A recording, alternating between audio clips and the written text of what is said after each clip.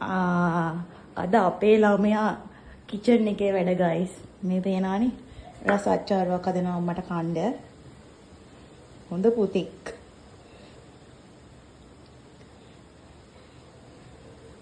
ඒ කටින් බෝඩ් එකද ගත්තේ? ඔන්න අපේ ළමයා පීසස් වලට කපලා අච්චාරුවක් හදන්න නේ යන්නේ. පේන මැල්ලුම් කාලා නැති අයට ඔන්න අපේ කිවෙන් රෙසිපි එකක් ගෙනල්ලා මේ පේනා නේද? පේන මැල්ලුම් අච්චාරුවක් හැබැයි හරිද?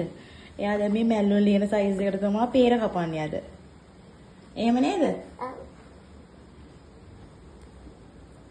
ඔන්න ලියන.